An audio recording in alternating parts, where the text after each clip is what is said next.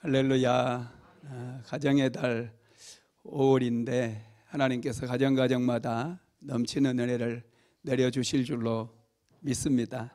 특별히 오늘은 무슨 말씀을 전할까 고민을 하다가 우리가 계속해서 창세기 말씀을 묵상하는 가운데서 가정 문제 이렇게 하면 신령한 복이 임한다, 이런 제목을 잡아봤어요.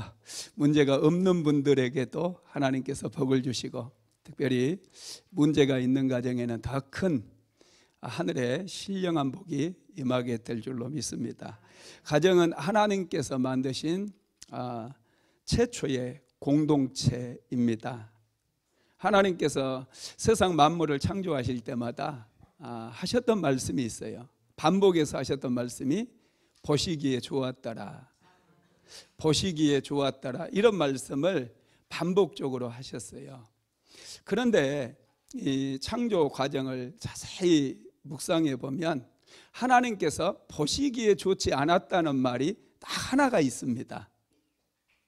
모든 만물을 창조하는 과정 속에서 보시기에 좋지 않았단 말이 딱 한 군데가 있는데 그걸 한번 우리가 읽어봅시다. 창세기 2장 18절 같이 읽어봅니다. 여호와 하나님이 이르시되 사람이 혼자 사는 것이 좋지 아니하니 내가 그를 위하여 돕는 배필을 지으리라 하시니라. 사람이 혼자 사는 것이 하나님 보시기에 좋지 않게 보인 거예요. 아담이 혼자 있었잖아요. 그래서 하나님께서 어떻게 하면 좋을까 고민을 하시다가 아담을 깊이 잠들게 합니다. 그리고 옆구리에서 갈빗대 하나를 뽑아내요. 그리고 그 갈빗대를 가지고 여자를 만들었어요. 아담에게로 이끌어 내서 하나의 가정 공동체를 세우게 만들었습니다. 한번 읽어봅시다. 창세기 2장 21절로 22절입니다. 여호와 하나님이 아담을 깊이 잠들게 하시니 잠들매 그가 그 갈빗대 하나를 취하고 살로 대신 채우시고 여호와 하나님이 아담에게 취하신 그 갈빗대로 여자를 만드시고 그를 아담에게로 이끌어 오시니. 하나님께서 가정 공동체를 세우기 위해서 아담에게서 갈빗대를 꺼냈고 그 갈빗대로 여자를 만들었어요. 그리고 남자와 여자가 하나가 되어서 아름다운 가정을 세울 수 있도록 축복해 주셨습니다. 여러분, 가정은 굉장히 소중해요. 할렐루야. 믿습니까? 가정은 정말로 소중해요. 가정이 소중하기 때문에 가정을 지켜야 됩니다. 지키는 데는 에너지가 많이 필요해요. 우리나라 예산 중에서 국방 예산이 차지한 비율이 굉장히 높습니다. 어마어마하게 많은 예산을 투자해 가지고 나라를 지키는 거예요. 왜 나라를 지킵니까? 나라가 소중하니까. 가정도 소중하기 때문에 하나님께서 만들어 주신 것은 모두가 다 소중하거든요.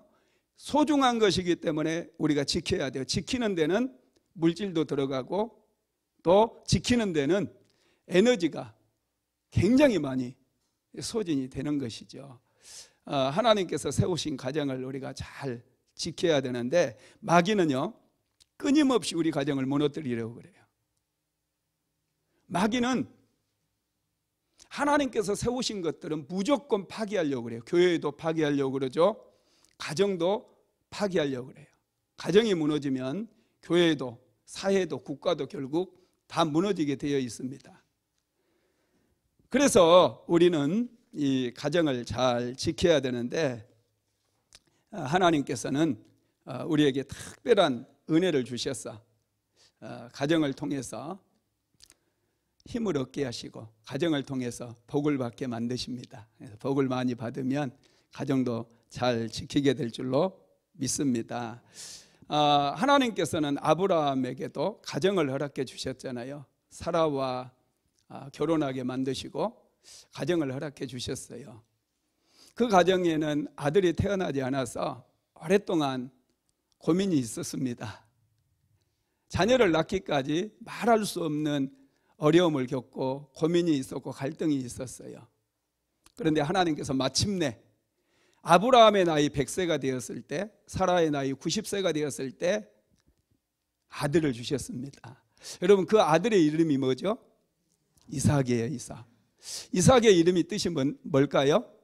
웃음이라고 하는 뜻이라고 그랬죠.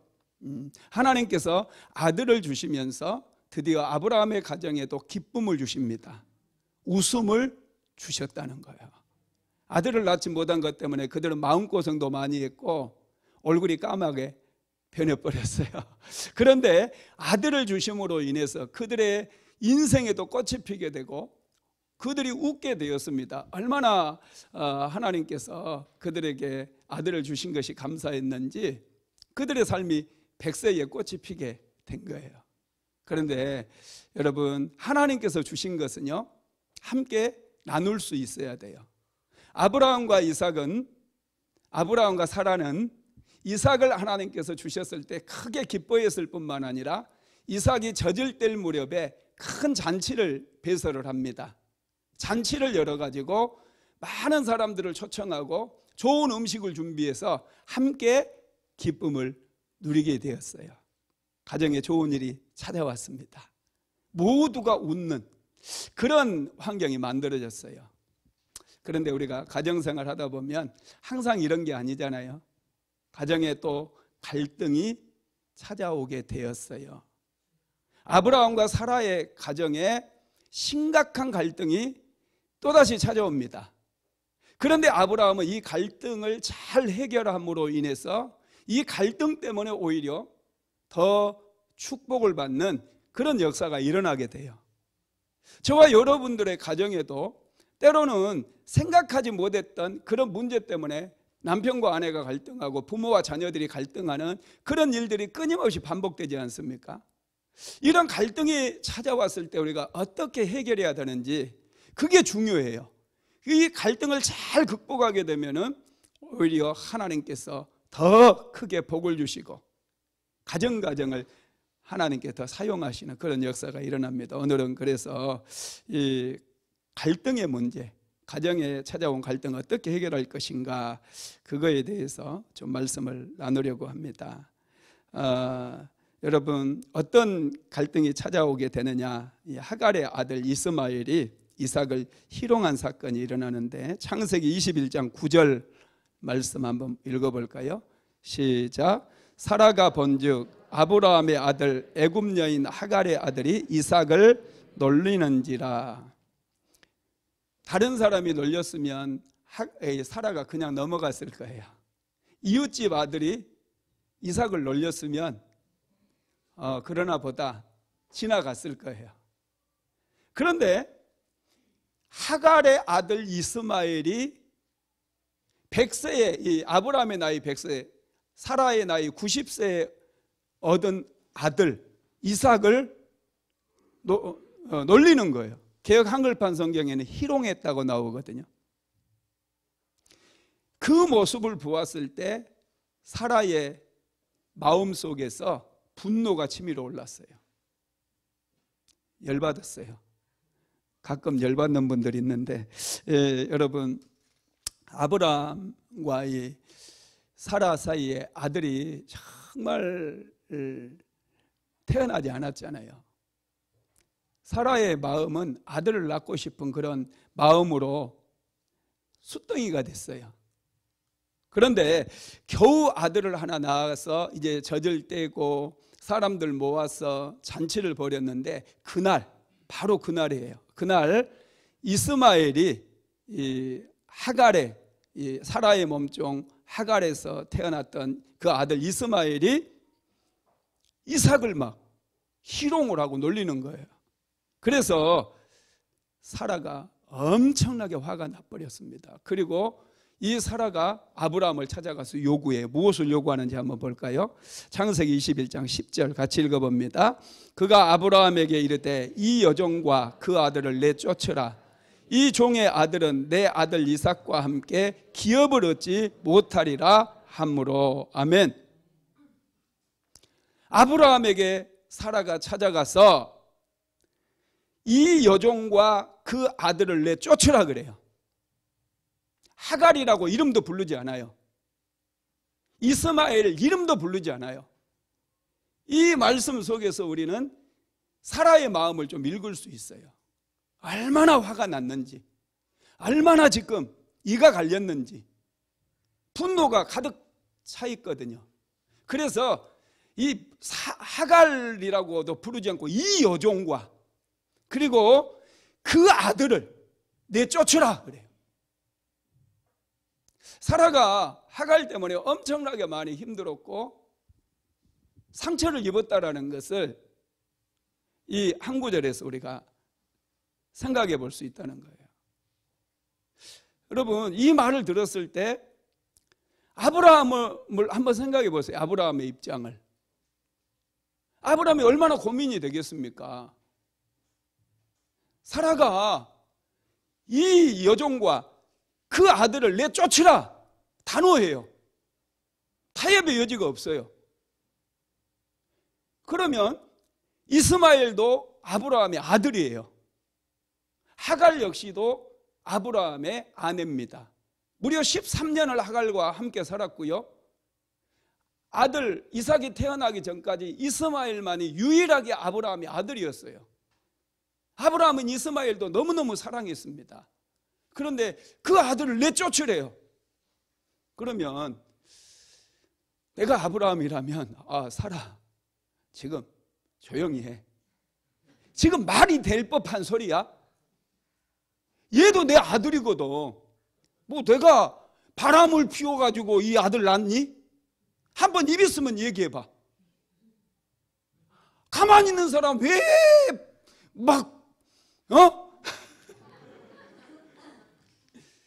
그래가지고 이제 와가지고 문제는 다 당신이 만들어 놓고 이제 와가지고 내쫓으라고 하면 이 불쌍한 이 얘네들 어떻게 사느냐 말이지.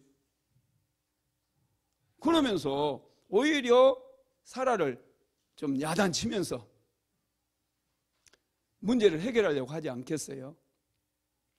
그런데 오늘 본문을 자세히 묵상해 보면은 아브라함은 그렇게 하지 않아요. 아브라함은 절대로 사라를 야단치지 않아요. 그리고 깊이 고민을 합니다. 이 갈등의 문제를 어떻게 해결할 것인가? 이런 모습을 우리가 배워야 된다는 거예요. 우리는 너무 쉽게 사람들과의 관계를 회복하려고도 하고요. 이 쉽게 문제를 처리하려고 하다 보니까 오히려 문제가 꼬이고 더 큰 문제를 만들어내는 경우들이 아주 많습니다. 아브라함은 이것 때문에 굉장히 고민을 많이 하고 굉장히 많이 힘들어해요. 한번 읽어봅시다. 창세기 21장 11절 말씀. 아브라함이 그의 아들로 말미암아 그 일이 매우 근심이 되었더니, 아브라함은 자기 아들이라고 지금 얘기하고 있잖아요. 몸종이 하갈이 아들이 아니에요. 자기의 아들이에요. 그의 아들로 말미암아 그 일이 매우 근심이 되었다는 거예요. 굉장히 많이 지금 힘들어하고 고민하고 있다는 거예요. 이게 아브라함의 지금 모습이거든요. 여러분, 갈등이라고 하는 게요, 힘들어요. 갈등이 일어나면. 이 갈등이 여러분, 칡과 등나무가 서로 막 얽히는 걸 갈등이라고 그러잖아요.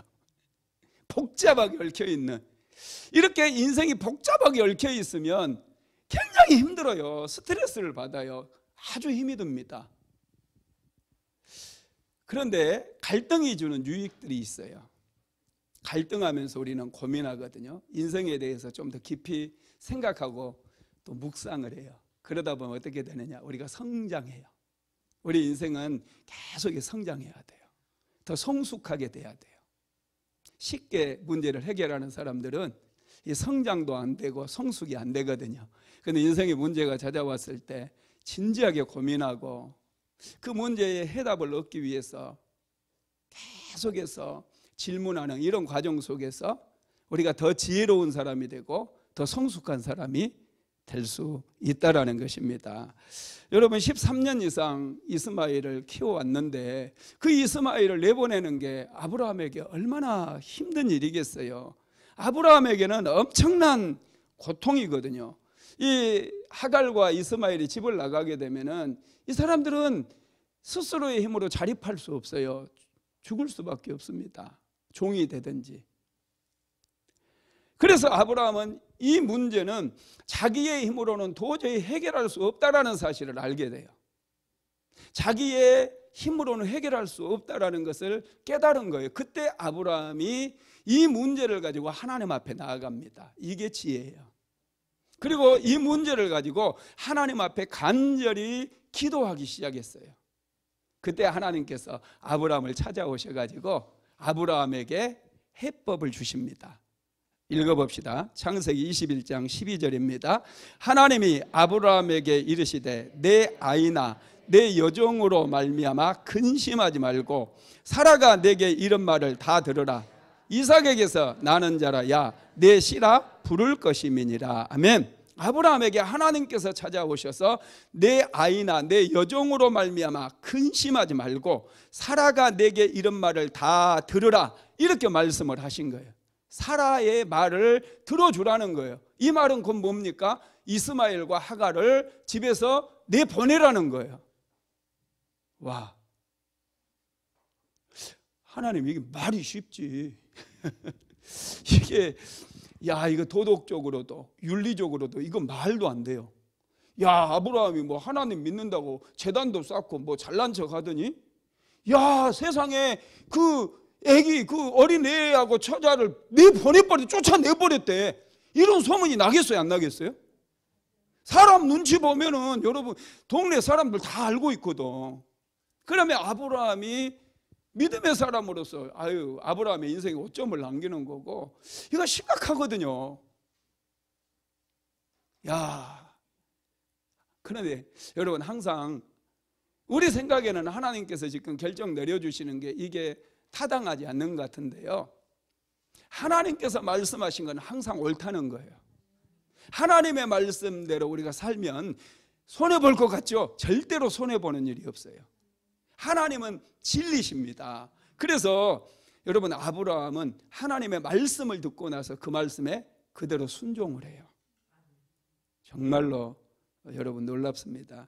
하나님께서 하시는 일도 때로는 이해가 안 될 때가 있는데 하나님께서 항상 옳다는 사실을 우리는 기억하고 믿음으로 순종하는 편이 훨씬 낫습니다. 제가 3년쯤 전에 아주 고민이 깊었던 적이 있어요. 무엇 때문에 고민이 깊었냐면 시골에 계신 어머니 아버지 때문에 굉장히 고민이 깊었어요. 연세가 이제 90세가 넘어가고 95세가 넘어가고 막 그러면서 이 두 분이 도저히 이제 시골에만 계실 수가 없었거든요. 그래서 어떻게 하면 좋은가 그런 거 고민하고 또 형님들 또 동생들 같이 만나서 의논도 하고 요양원으로 또 실버타운을 제가 많이 알아봐서 실버타운 혼자서 다 알아보고 전화하고 그리고 계산해보고 비용 계산해보고 그런데 형제들을 만나니까 서로 효도하는 방법이 다 다르잖아요. 그래서 이러지도 못하고 저러지도 못하면서 시간이 가는데 어머니 아버지 상태는 점점 안 좋아지는 거예요. 연세가 드시다 보니까 치매가 와가지고 집을 나가면은 찾지도 못하고 막 이런 얘기들이 들리니까 밤에 자다가도 막 일어나가지고 걱정이 되는 거예요. 그래서 한참 동안 잠을 설치기도 하고 고민을 많이 했었어요. 어떻게 해야 되는가. 그러다가 이건 내가 내 힘으로 해결할 수 있는 문제가 아니구나 생각을 하고 하나님께 올려드렸어요. 하나님 어떻게 해야 될까요? 어떻게 해야 될까요? 계속해서 기도를 했어요. 그랬더니 하나님께서 저에게 말씀을 주시더라고요. 그것이 그렇게 사는 것이 인생이 돼요. 어머니의 인생이 돼요. 이렇게 사는 것이 어머니의 인생이라는 거예요. 그걸 존중하면 되더라고요. 그렇게 이제 그래서 너는 근심하지 말아라 이 말씀을 주셔가지고 제가 기도만 했어요. 기도 열심히 기도했더니 이제 전부 가족들이 8남매나 돼도 어머니 아버지 생각하는 게 다 이제 깊거든요. 우리 식구들이 끔찍해요. 그러다 보니까 어머니 아버지 시골에서 이렇게 다 이제 계시다가 마지막까지 계시다가 형님이 모셔다가 잘 또 모시고 이제 병원에 계시다가 하늘나라에 가셨는데 참 그때 저는 정말 걱정이 많이 되고 근심이 돼서 하나님께 내가 집에도 시골에 내려가 살 수도 없고 어떻게 해야 된단 말입니까? 그래 기도를 많이 했어요. 그런데 하나님 말씀 한마디니까 근심이 사라지더라고요. 야, 신기해요. 그렇게 고민하고 해결할 수 없었던 그런 문제인데 하나님께서 한 말씀 주시니까 근심 걱정이 싹 사라지고 오히려 축복해 주고 마음이 평안해지면서 문제가 이렇게 잘 마무리되는 그런 것들을 경험을 했습니다. 아브라함도 하나님의 말씀을 딱 들었어요. 하나님의 말씀을 듣기 전까지는 나름대로 해결책도 찾고 어떻게 할 것인가 막 고민했는데 그 말씀을 듣고 그대로 순종해 버립니다. 그러면 되는 거예요. 한번 읽어봅시다. 창세기 21장 14절입니다. 아브라함이 아침에 일찍이 일어나 떡과 물 하딘 가죽 부대를 가져다가 하갈의 어깨에 메어주고 그 아이를 데리고 가게 하니 하갈이 나가서 브엘세바 광야에서 방황하더니. 아멘. 아브라함이 아침에 일찍이 일어났어요. 그날 밤에 하나님의 음성을 듣고 나서 아침에 일찍이 일어났어요. 그리고 하나님을 신뢰했기 때문에 하나님께서 하갈과 또 하나님께서 이 이스마엘을 지켜주실 것을 믿었기 때문에 그 믿음으로 아침에 일찍 일어납니다. 그리고 하갈을 깨우고 이스마엘을 잘 준비시켜가지고 집에서 내보냈어요. 그래 내보내는 걸 보면 참 아브라함도 대단하더라고요. 뭐가 대단해요? 아니 세상에 물 한 가죽 부대, 이 가죽 부대 하나에다가 물 하나 하고 이 떡 몇 조각하고 주고 보내버려요. 낙타를 하나 준비해가지고 낙타에다가 먹을 거, 입을 거 가득 이렇게 실어가지고 보내도 괜찮거든요. 아브라함은 그만큼 능력이 있는 사람이에요. 여러분 아브라함의 집에 낙타가 몇 개나 있을까요? 상상 안 해보셨죠? 엄청 많았어요. 어떻게 알 수 있느냐 하면 아브라함이 그의 아들 이삭의 색식감을 데려오라고 이스마엘이라고 하는 종을 하란으로 보내거든요. 그때 이스마엘이 아니 엘리에셀이 끌고 갔던 약대, 이 낙타가 몇 마리인 줄 아세요? 10마리예요. 10마리. 열필. 낙타 열필에 온갖 진귀한 보물들을 전부 실어가지고 이 라반의 집으로 보낸 거예요. 그런데 이 하갈과 이스마엘을 내보낼 때는 정말 기가 막혀요. 이 떡 몇 조각하고 가죽 부대에 물 하나 딱 매주면서 너희들 갈 길을 가라. 여러분 이렇게 한 것이요, 우리가 볼 때는 너무 매몰차고 정이 없는 것 같고 그러지만은 야 이게 믿음이에요. 아브라함의 믿음. 하나님께서 반드시 하갈과 이스마엘을 지켜주실 거라는 것을 믿었어요. 아브라함이 내보내고 여러분 기도했을까요? 안 했을까요? 여러분은 안 할지 모르지만은 아브라함은 이 하갈과 이스마엘을 위해서 매일마다 기도했을 거예요. 그래서 결국에는 여러분 광야에서 헤매다가 그들이 샘물을 발견하게 되고 그 물을 먹고 마시면서 애굽까지 내려가게 되고 애굽에서 여러분 이스마엘이 아내를 맞이하게 되고 광야에서 여러분 잘 살게 된 줄 믿으시기를 바랍니다. 우리는 오늘 본문을 통해서 가정에 문제가 생겼을 때 어떻게 극복해야 되는지 그 해결책을 배울 수 있는데요. 아브라함은 가정 문제가 생겼을 때 어떻게 해결했느냐. 첫째, 책임을 집니다. 아브라함은 자신의 가정의 문제를 자신이 책임을 져요. 떠넘기지 않았어요. 사람들은 가정에서 갈등이 생기면 이기려고 그래. 이기려고.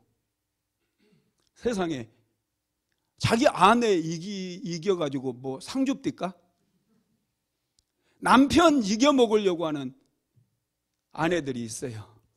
남편 이길 때 뭐 이 시청에서 나와가지고 어떻게 해서 이겼느냐 조사하고 막 그걸 당신이 한번 강의를 좀 해달라 이런 거 없잖아요.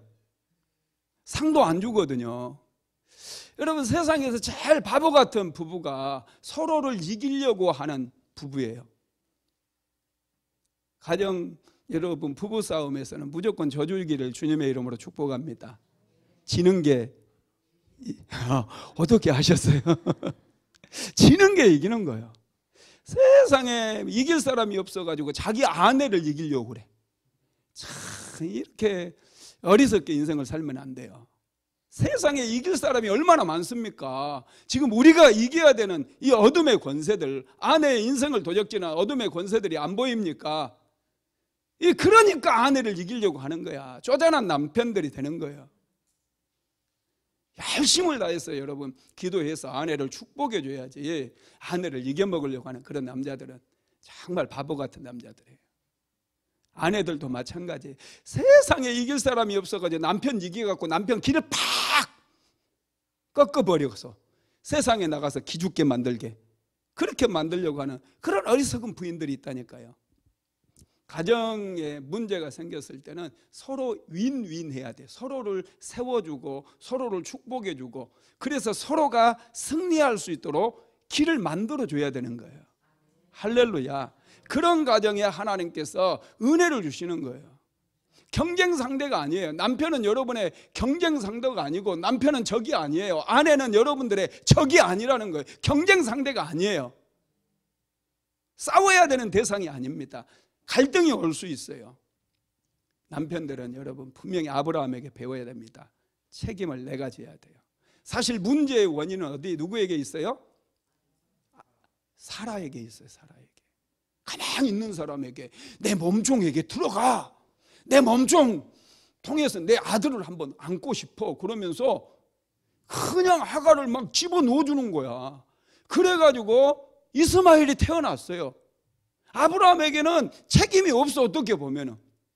그런데 아브라함은 이 문제가 생겼을 때 사라에게 그 책임을 전가하지 않았다는 거예요. 자기 자신이 가정의 가장이기 때문에 이 문제는 나의 문제라는 것을 분명하게 생각하고 그 문제를 자신이 책임지는 거예요. 그럴 때 여러분 하나님께서도 굉장히 기뻐하셨다는 거예요. 그 문제를 통해서 아브라함은 하나님께 나아가고 하나님께 기도했어요. 우리 힘으로 해결할 수 없는 문제라고 한다면 여러분 하나님께 기도하시기 바랍니다. 남자들 그래서 기도해야 돼요. 두 번째로 문제에 직면합니다. 사람들은 문제가 찾아오면 그냥 자꾸 회피하려고 그래요. 도망가려고 그래요. 덮어두려고 그래요. 아브라함에게 사라가 찾아와가지고 저 여종과 그 아들을 내보내라 이렇게 얘기하면 아브라함은 그냥 모른 척 넘어갈 수 있어요. 그래 너는 말해라 하면서 세계의 격리기, 그죠? 그냥 사라가 무서우면 그러잖아. 그래 네가 문제 일으켰으니까 한번 나한테 얘기해봐라. 나는 그냥 한 귀로 듣고 한 귀로 그냥 흘려버리겠다. 여러분 남편들 중에서 그런 남편들 없나요? 여기는 다 훌륭한 남편들만 있는 것 같아요. 우리 산모가 얘기하면 나는 듣고 흘려버리는 것들이 굉장히 많아요. 너는 얘기해라 그러면서 나보고 어쩌라고 그러면서 듣기는 들어. 그런데 그냥 아무 말도 안 해요. 이 문제를 자꾸 덮어두려고 그러는 게 남자들의 특징이에요. 남자들은 대부분이 그래요. 여자들은 그 문제를 자꾸 들춰가지고 막 얘기하려고 그러거든요. 그런데 남자들은 웬만하면은 그냥 탁 덮어두고 그냥 좋은 게 좋다고 그냥 넘어가려고 그래. 그런데 여러분 그래가지고는 절대로 문제가 해결되지 않는다는 거예요. 문제는 직면을 해야 돼요. 그리고 깊이 고민해야 돼요. 문제를 적당하게 덮어두려고 하면은 이 문제는 절대로 해결되지 않습니다. 문제로부터 도망간다고 문제가 해결되는 게 아니에요. 문제에 직면해야 돼요. 직시해야 돼요. 이것은 해결하지 않으면 안 되는 문제구나. 그래서 아브라함은 이 문제를 해결하기 위해서 이 문제 때문에 근심했어요. 고민했어요. 깊이 고민을 합니다. 그리고 깨달은 게 있어요. 이것은 내 힘으로 안 되는 거구나. 그래서 하나님께 도움을 요청하는 거예요. 하나님께 기도를 했다라는 것이죠. 여러분 문제가 생기면, 부부간에 문제가 생길 때 자꾸 과거의 일까지 꺼내가지고 자꾸 당신은 하는 일이 왜 그래, 전에도 이랬잖아, 만날 몇 시까지 막 들이대면서 그렇게 얘기하면은 인생이 피곤해져요. 할렐루야. 갈등을 지혜롭게 해결해야 돼요. 막 이 상대를 제압해 가지고 막 맞잖아 막 그러면서 흔들어 버리려고 했어도 안 된다는 거예요. 현재 지금 이 문제만 초점을 맞추고 이 문제만 해결하면 돼요. 세 번째로는 상대의 의견을 존중해 줘야 돼요. 아브라함은 사라의 의견을 굉장히 존중을 합니다. 사라는 여자잖아요. 아브라함 당시에 근동에서는 여자들이 사람 취급을 받지 못했어요. 그래서 매일마다 아침에 남자들이 일어나면 하나님, 나를 여자가 아니라 남자로 태어나게 해주셔서 감사합니다. 그렇게 기도를 했어요. 남자들은 여자로 태어나지 않는 것에 대해서 그렇게 감사를 했습니다. 그런데 아브라함을 보면은 자기 사라를 무시하지 않아요. 굉장히 존중을 합니다. 사라를 너무너무 소중히 여기고 아끼고 존중을 해요. 그래서 사라가 한 말에 대해서 굉장히 무겁게 받아들이고 그것을 진지하게 고민을 하는 거예요. 항상 우리는 문제가 생기면은 먼저 상대방의 인격을 짓밟아 버리려고 그래요. 아주 여러분 함께 사는 분들은 소중한 분들이거든요. 하나님의 형상대로 지음을 받았기 때문에 함부로 해서는 안 돼요. 좀 힘들고 문제를 찾다 할지라도 남편이 어떤 문제를 일으켰다 할지라도 항상 잊지 말아야 될 게 저분이 정말로 소중한 분이다, 이런 생각을 항상 갖게 되기를 주님의 이름으로 축원합니다. 서로의 인격을 존중해주고 또 서로의 의견을 존중해줘야 돼. 그리고 부드럽고 따뜻한 말로 그 문제를 풀어가야 돼요. 째려보면서 그냥 그렇잖아 막 이래버리면 냉기가 흐르면 절대로 문제는 해결이 안 돼요. 부드러움, 따뜻함, 이게 문제를 잘 해결을 해줍니다. 네 번째로 아브라함은 하나님 앞에 기도했습니다. 자신이 해결할 수 없어서 하나님께 도움을 요청을 한 것이죠. 그래서 하나님께서 아브라함에게 찾아오셔서 말씀하셨잖아요. 같이 읽어봅니다. 12절 하나님이 아브라함에게 이르시되 내 아이나 내 여종으로 말미암아 근심하지 말고 사라가 내게 이런 말을 다 들으라. 이삭에게서 나는 자라야 내 씨라 부를 것임이니라. 아멘. 사라의 말을 다 들어주라는 거, 이게 하나님의 응답이었어요. 사라가 생각이 다를 수 있거든요. 잘못되었을 수도 있거든요. 그런데 하나님께서는 사라의 마음을 헤아려 주신 거예요. 아이를 낳지 못해서 고통받았잖아요. 그래서 하갈을 통해서 자기 아들을 하나 얻으려고 그랬는데 오히려 하갈이 자기의 임신한 것을 알고 주인 사라를 막 무시하는 거예요. 멸시해버렸다고 성경에 나와 있어요. 그때 사라가 너무너무 힘들었어요. 너무너무 고통을 많이 당했어요. 그 마음을 하나님께서 알아주셨던 거예요. 그러니까 여러분들도 인생을 살면서 많이 마음이 힘들 때가 있어요. 어떤 분들은 남편 때문에, 어떤 분들은 아내 때문에, 어떤 분들은 자녀들 때문에, 물질 때문에, 질병 때문에 마음이 많이 아플 수 있거든요. 그런데 그런 아픈 것들을 다른 사람에게 막 쏟아 부어버리고 그냥 막 멸시해버리고 이런 사람들은 하나님 앞에 은혜를 입을 수가 없어요. 하나님께서 그래 니는 다 쏟아버렸잖아 나중에 그러실 거예요. 근데 그런 갈등과 그런 고민들, 그런 힘든 것들을 내세가지 않고 그런 것들을 하나님께만 올려드린 사람들은 하나님께서 인생을 다 보시고 나서 하나님께서 내 편이 되어주셔요. 사라의 편이잖아요. 우리 보면은 하갈 편이에요, 사라 편이에요? 하나님께서 사라의 편이에요. 왜 그러느냐 하면 하갈에게는 고민이 없었거든요. 하갈에게 무슨 아들을 낳았는데 고민이 있었습니까?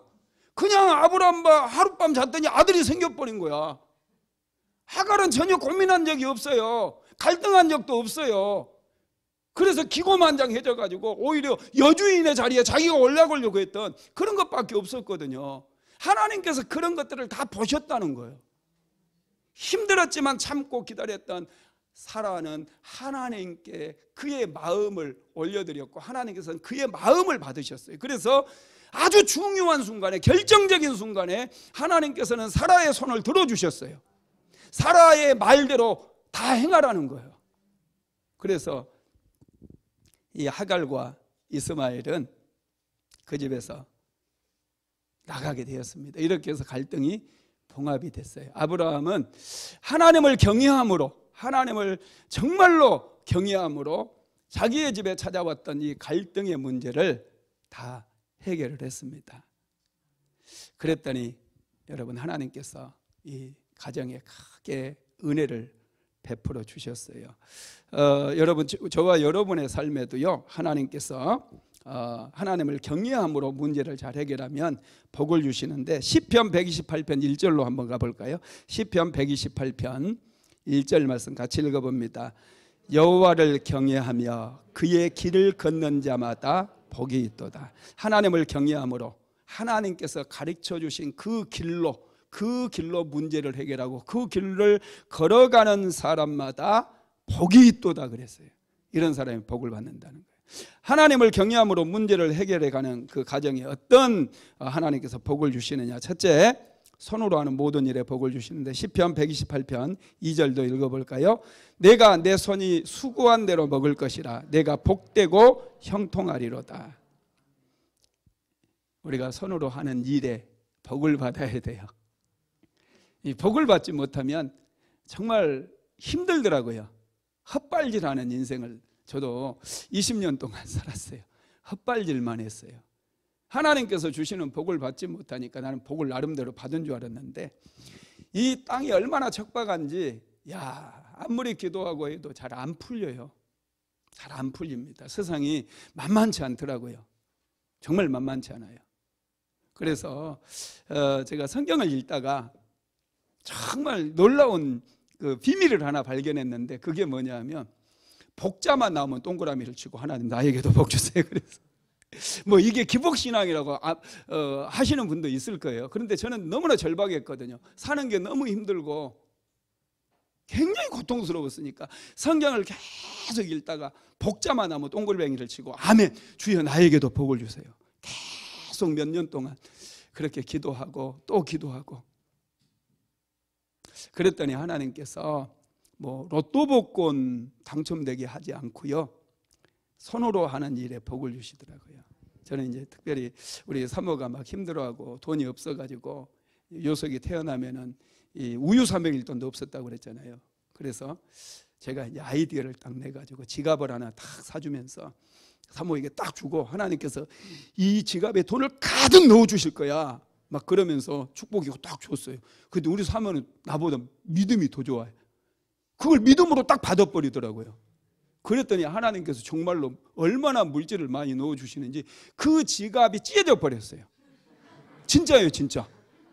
와, 지갑이 쫙 찢어져가지고 나중에 지갑을 더 큰 걸로 사달라고 그러더라고요. 여러분들이 하는 일에 복을 받아야 돼요. 손으로 하는 일. 하나님께서 우리가 손으로 하는 일에 복을 주신다는 거 믿으시기 바랍니다. 두 번째로 아내에게 복을 주신대요. 시편 128편 3절 말씀 같이 읽어봅니다. 내 집 안방에 있는 내 아내는 결실한 포도나무 같으며 내 식탁에 들러 앉은 자식들은 어린 감람나무 같으리로다. 내 집 안방에 있는 아내가 결실한 포도나무가 되는 그런 축복을 받는데요. 여러분, 포도나무가 상징하는 건 기쁨이에요. 기쁨. 아내들이 남편의 기쁨이 돼야 돼요. 가정의 기쁨이 돼야 돼요. 하나님께 복을 받으면 아내가 기쁨을 준다는 거예요. 할렐루야. 하나님을 경외하는 그 가정들에 하나님 복을 주시는데, 아내가 부드럽고 따뜻해져요. 이 앙칼지고 날카로운 아내랑 사는 것보다는요, 광야에 가서 혼자 움막 짓고 사는 게 낫대요. 잠언서 말씀이에요. 여자들 잘 들으세요. 앙칼지고 막 차갑고 냉기가 쌩쌩 부는 여자랑 사는 것보다 차라리 공동묘지에 가서 움막 짓고 사는 게 나은 거예요. 그런데 하나님께 복을 받으면 아내들이 얼마나 이 따뜻한 아내가 되는지, 이 부드럽고 따뜻해서 결실한 포도나무 같이 기쁨을 주게 된답니다. 세 번째로는 하나님께 자녀들에게 복을 주셔요. 시편 128편 3절 하반절 같이 읽어봅니다. 내 식탁에 둘러앉은 자식들은 어린 감람나무 같으리로다. 감람나무가 상징하는 것은 영화로움이고요, 유망주가 된다는 거예요. 이 시대의 엘리트들이 다 된다는 거예요. 유망주가 된다는 거예요. 꿈나무들이 된다는 거예요. 여러분들 함께 밥을 먹는 둘러앉은 자녀들은 유망주, 이 시대를 변화시킬 수 있는 유망주들이 돼요. 성경에 보면은 영적인 의미를 가진 나무가 세 종류의 나무가 있어요. 첫째가 포도나무인데, 이 포도나무는 결실을 상징하기도 하고 기쁨을 상징하기도 합니다. 두 번째는 무화과나무예요. 무화과나무는 겸손을 상징합니다. 세 번째로는 감람나무인데, 이 감람나무는 영화로움, 영광, 이런 것들을 상징하죠. 하나님께서는 자녀들을 어린 감람나무와 같이 영화로운 존재로 세워주신다는 거예요. 네 번째로 건강과 장수의 복을 주십니다. 시편 128편 6절 읽어봅시다. 내 자식의 자식을 볼지어다 이스라엘에게 평강이 있을지로다. 자식의 자식을 본다는 얘기는 건강하게 또 장수하는 그런 축복을 주신다는 말씀입니다. 이런 축복을 어디서 주시느냐? 어디서 주시느냐? 자, 시편 128편 5절도 읽어볼까요?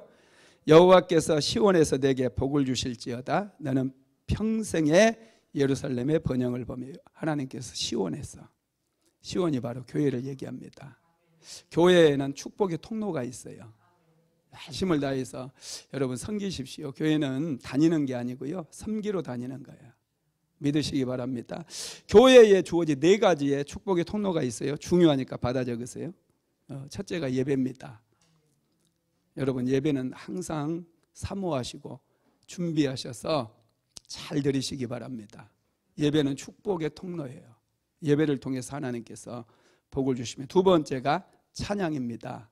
하나님을 찬양할 때 입을 꼭 다물고 있는 분들이 있어요.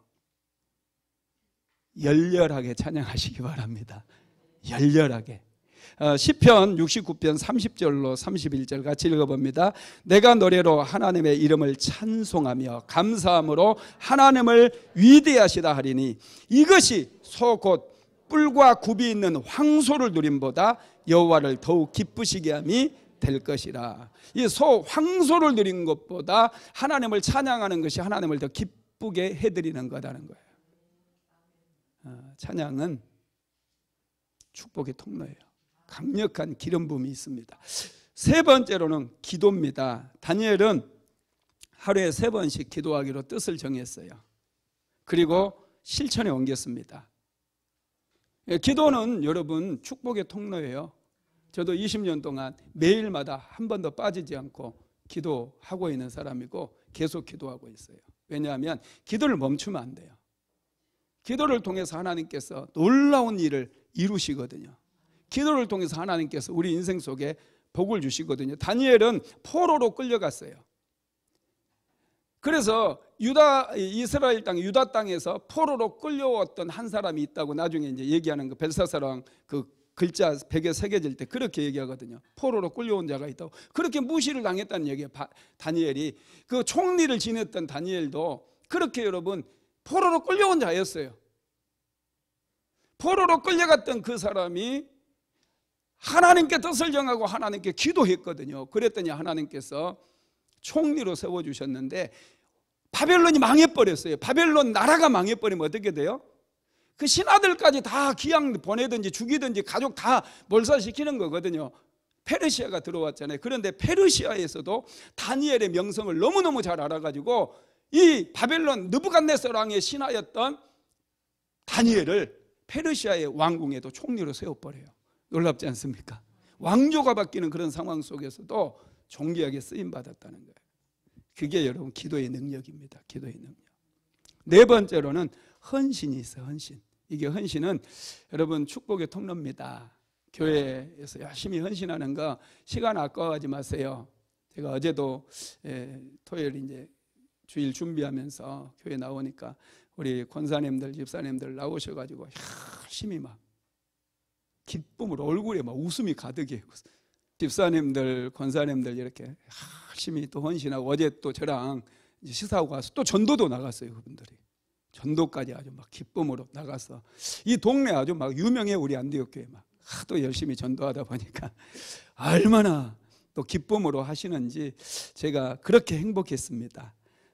여러분 시간을 드리는 거, 헌신 이거 아주 귀해요. 이거 축복의 통로예요. 그리고 예물을 드리는 거, 그리고 전도하는 거, 이런 것들이 여러분 하나님 앞에 드리는 헌신입니다. 이게 축복의 통로이기 때문에 아낌없이 여러분 하시기를 주님의 이름으로 축원합니다. 말씀을 마무리하겠습니다. 가정은 하나님께 세우신 공동체입니다. 하나님께서는 가정을 너무너무 사랑하셔요. 그래서 가정을 지켜야 돼요. 우리는 지혜롭지 못한 사람들은 가정 뭐 별거 아니다고 깨버려요. 그런데 지혜로운 사람들은 가정을 더 가꾸고 더 풍성하게 만들기 위해서 굉장히 이제 돈도 지불하고 다 열심을 다해서 가꾸는 거예요. 이게 지혜예요. 가정이 소중하기 때문에, 소중한 건 우리는 무조건 지켜야 돼요. 물질이 소중하니까 막 돈 하면서 더 벌려고 하잖아요. 물질보다 훨씬 소중한 게 가정이에요. 가정을 지켜야 행복이 찾아와요. 인생이 아주 행복해집니다. 할렐루야. 하나님께서는 우리가 하나님을 경외함으로 가정을 지키기를 원하시고, 하나님을 경외함으로 가정을 지켜나갈 때에 하나님께서 복을 주신다는 거 믿게 되기를 주님의 이름으로 축원합니다.